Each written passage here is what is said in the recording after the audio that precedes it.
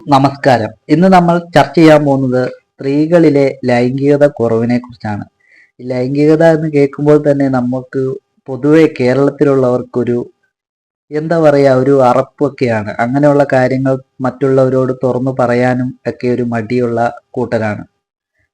ഡോക്ടറെ കൺസൾട്ട് ചെയ്യാൻ പോലും പലർക്കും മടിയാണ്. നമ്മുടെ കേരളത്തിലെന്നല്ല, ഇന്ത്യ മൊത്തം അങ്ങനെയൊക്കെ തന്നെയാണ്. അപ്പൊ നമ്മൾ ഇന്ന് ചർച്ച ചെയ്യാൻ പോകുന്നത് സ്ത്രീകളിലെ ലൈംഗികത കുറവ്, അതിനെപ്പറ്റിയാണ് നമ്മൾ ഇന്ന് ചർച്ച ചെയ്യാൻ പോകുന്നത്. കല്യാണം കഴിഞ്ഞ് പല ദമ്പതികളും നേരിടുന്ന ഒരു പ്രധാന പ്രശ്നമാണ് അവൾക്ക് പഴയ പോലെ എന്നോടൊരു താല്പര്യമില്ല, അങ്ങനെ ഒരു സംസാരം ഉണ്ടാവാറുണ്ട്. ഈ വീഡിയോ കാണുന്ന പലർക്കും അങ്ങനെയൊന്നും ഉണ്ടായിട്ടുണ്ടാവും. നമ്മൾക്കൊരു കാര്യം മനസ്സിലാക്കേണ്ടത്, പുരുഷനെ പോലെ സ്ത്രീകൾ ഇമോഷണൽ സ്നേഹം ആഗ്രഹിക്കുന്നവരാണ്. നമ്മൾ പുരുഷന്മാർ അങ്ങനെയല്ല, അത് അറിയാമല്ലോ. ഇനി നമ്മൾ കാര്യത്തിലോട്ട് വരാം. സ്ത്രീകളിലെ ലൈംഗികത കുറയുന്നതിനുള്ള ഒരു പ്രധാന കാരണമാണ് ഹോർമോൺ വ്യതിയാനം. അവരിൽ ഹോർമോൺ വ്യതിയാനത്തിനനുസരിച്ചാണ് സെക്സ് ഡ്രൈവ് കൂടുകയും കുറയുകയും ചെയ്യുന്നത്. ഈസ്ട്രജൻ എന്ന ഹോർമോണാണ് ഇതിന് പ്രധാന പങ്ക് വഹിക്കുന്നത്. ഈസ്ട്രജന്റെ അളവ് കൂടി നിൽക്കുന്ന സമയങ്ങളിൽ സ്ത്രീകൾക്ക് ലൈംഗിക താല്പര്യം വളരെ കൂടുതലായിരിക്കും. അതുപോലെ ഈസ്ട്രജന്റെ അളവ് വളരെ കുറഞ്ഞു നിൽക്കുന്ന സമയങ്ങളിൽ ഇവർക്ക് ലൈംഗിക താല്പര്യം തീരെ ഇല്ലായ്ക തന്നെയായിരിക്കും. ഓവുലേഷൻ ടൈമിലൊക്കെയാണ് സ്ത്രീകൾക്ക് ഏറ്റവും കൂടുതൽ ലൈംഗിക താല്പര്യം കണ്ടുവരുന്നത്.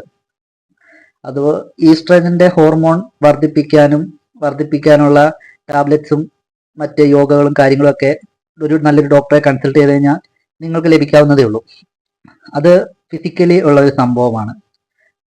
ഈസ്ട്രജന്റെ അളവ് അത് നമുക്ക് മനസ്സിലാക്കാൻ പറ്റില്ല. പല രീതിയിലുള്ള ടെസ്റ്റുകളും കാര്യങ്ങളൊക്കെ ചെയ്യുമ്പോഴാണ് നമുക്കത് മനസ്സിലാവുന്നത്. നമുക്ക് തന്നെ സ്വയമേ തോന്നുമ്പോൾ നമ്മൾ പാർട്ട്ണറോട് പറയുകയും നമ്മളൊരു നല്ലൊരു ഡോക്ടറെ കൺസൾട്ട് ചെയ്യുകയും ഒക്കെ ചെയ്യുമ്പോഴാണ് നമ്മുടെ ഈ ഹോർമോൺ വ്യതിയാനമൊക്കെ നമുക്ക് മനസ്സിലാവുന്നത്. ഈസ്ട്രജന്റെ അളവ് കുറയുമ്പോൾ സ്ത്രീകളുടെ യോനി ഡ്രൈ ആയിരിക്കും. ആ ഡ്രൈ ആയിരിക്കുമ്പോൾ ലൈംഗിക ബന്ധത്തിൽ ഏർപ്പെടുമ്പോൾ നല്ല വേദന, ഇറിറ്റേഷൻ ഇവയൊക്കെ അനുഭവപ്പെടാനുള്ള ചാൻസ് ഉണ്ട്.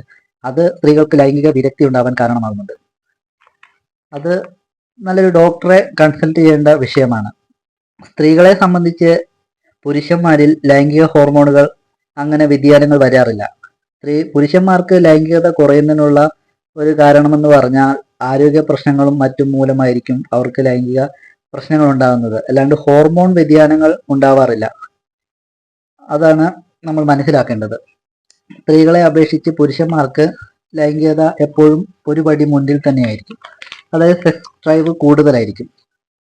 ഇനി സ്ത്രീകളെ സംബന്ധിച്ചായാലും പുരുഷന്മാരെ സംബന്ധിച്ചായാലും നമ്മുടെ സ്വകാര്യ ഭാഗത്തുണ്ടാകുന്ന ഇൻഫെക്ഷൻ ലൈംഗികത കുറയ്ക്കുന്നതിനുള്ള ഒരു പ്രധാന കാരണക്കാരനാണ്.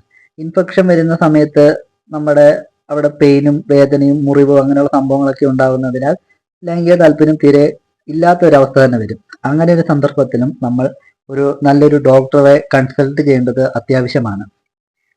പിന്നെ സ്ത്രീകളെ സംബന്ധിച്ച് ലൈംഗികത കുറയുന്നതിനുള്ള വേറൊരു കാരണമാണ് പാർട്ട്ണറുമായിട്ടുള്ള ഇന്റിമസി കുറയുന്നത്. ഇന്റിമസി, ട്രസ്റ്റ് ഇവയൊന്നും ഇല്ലെങ്കിൽ സ്ത്രീകൾക്ക് പൊതുവെ ലൈംഗിക താല്പര്യം തീരെ കുറവായിരിക്കും. അതിനാൽ പാർട്ട്ണറുമായി എപ്പോഴും നല്ലൊരു ഇന്റിമസി കീപ്പ് ചെയ്യാൻ ശ്രദ്ധിക്കുക. നല്ലൊരു അടുപ്പം വേണം. ഇങ്ങനെയുള്ള കാര്യങ്ങൾക്കൊക്കെ നല്ലൊരു അടുപ്പമുണ്ടെങ്കിൽ മാത്രമേ ഇതൊക്കെ സ്മൂത്തായിട്ട് നടന്നു പോവുകയുള്ളൂ. ഇനി മറ്റൊരു കാര്യം എന്തെന്ന് വെച്ചാൽ നമ്മുടെ പ്രമേഹം, കൊളസ്ട്രോൾ ഇവയെല്ലാമാണ്. പ്രമേഹം, കൊളസ്ട്രോൾ ഇവയൊക്കെ ഉള്ളപ്പോൾ സ്വാഭാവികമായിട്ടും നമുക്ക് സെക്സ് ഡ്രൈവ് കുറയുക തന്നെ ചെയ്യും.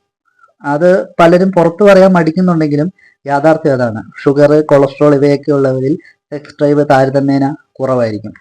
അത് നമ്മൾ മനസ്സിലാക്കേണ്ട കാര്യമാണ്. അതൊരു പ്രായം ഒരു 50, 55, 60 വയസ്സൊക്കെ ആകുമ്പോഴേക്കും പൊതുവെ സ്ത്രീകൾക്കായാലും പുരുഷന്മാർക്കായാലും സെക്സിനോട് വിരക്തിയെല്ലാം വന്നു തുടങ്ങുന്ന ഒരു പ്രായമാണ്, എസ്പെഷ്യലി സ്ത്രീകൾക്ക്. ഇനി മറ്റൊരു കാര്യമാണ് ലഹരി പദാർത്ഥങ്ങളുടെ ഉപയോഗം സ്ത്രീ ആയാലും പുരുഷനായാലും സെക്സ് ഡ്രൈവ് കുറയ്ക്കുന്നതിനുള്ള ഒരു പ്രധാന കാര്യമാണ്. ലഹരി പദാർത്ഥങ്ങൾ നമ്മുടെ ശരീരത്തിനും അതുപോലെ നമ്മളിപ്പോൾ സംസാരിച്ചുകൊണ്ടിരിക്കുന്ന വിഷയമായ ലൈംഗികതയ്ക്കും ഒരുപോലെ ദോഷം ചെയ്യുന്നതാണ്. ലഹരി പദാർത്ഥങ്ങളിൽ എടുത്തു പറയേണ്ടത് മദ്യമാണ്. മദ്യം നമ്മൾ ആദ്യമൊക്കെ കഴിച്ചിട്ട് ലൈംഗികതയിൽ ഏർപ്പെടുമ്പോൾ നമുക്ക് ഭയങ്കര എനർജിയൊക്കെ ഫീൽ ചെയ്യുമെങ്കിലും അതൊരു ഫീൽ മാത്രമാണെന്ന് നമ്മൾ മനസ്സിലാക്കണം. ക്രമേണ നമുക്ക് ഇതിനോടൊരു വിരക്തി അനുഭവപ്പെടും. മദ്യം കഴിച്ചാലേ ലൈംഗികതയിൽ ഏർപ്പെടാൻ പറ്റുള്ളൂ എന്നൊരു സിറ്റുവേഷൻ വരും. അങ്ങനെ ഒരു സിറ്റുവേഷനൊക്കെ വരുമ്പോൾ നമുക്ക് ശീർഷകലനം അങ്ങനെയുള്ള പല പ്രശ്നങ്ങളിലേക്കും നയിക്കാം. അത് പാർട്ണറുമായിട്ടുള്ള പല പ്രശ്നങ്ങളിലേക്കും നയിക്കാം. അതുപോലെ സ്ത്രീകളിൽ ഓവുലേഷൻ ടൈമിലാണ് കൂടുതൽ ലൈംഗികതയോട് താല്പര്യം കൂടുന്നത്. പിന്നെ സ്ത്രീകളിൽ ലൈംഗിക താല്പര്യം കുറഞ്ഞു നിൽക്കുന്ന സമയമാണ് പ്രസവ സമയം. പ്രസവ സമയത്ത് സ്ത്രീകൾക്ക് പൊതുവെ ലൈംഗിക താല്പര്യം ഉണ്ടാവാറില്ല. അതുപോലെ മുലയൂട്ടുന്ന സമയത്തും സ്ത്രീകൾക്ക് പൊതുവെ ലൈംഗിക താല്പര്യം വളരെ താരതമ്യേന കുറവായിരിക്കും. ആ സമയത്തൊക്കെ അവർക്ക് കെയറിങ്ങും സ്നേഹവും ഒക്കെയാണ് അവർക്ക് കൂടുതൽ കൊടുക്കേണ്ടത്. അത് നമ്മൾ പുരുഷന്മാർ മനസ്സിലാക്കിയിരിക്കണം. ഇനി മറ്റൊരു കാര്യം, സ്ത്രീകളെ സംബന്ധിച്ച് സ്ത്രീകൾക്ക് ടെൻഷനും സ്ട്രെസ്സൊക്കെ ഉള്ള സമയത്ത് അവർക്ക് പൊതുവെ ലൈംഗികതയോട് തീരെ താല്പര്യമില്ലാത്ത ഒരു അവസ്ഥ കാണുന്നുണ്ട്.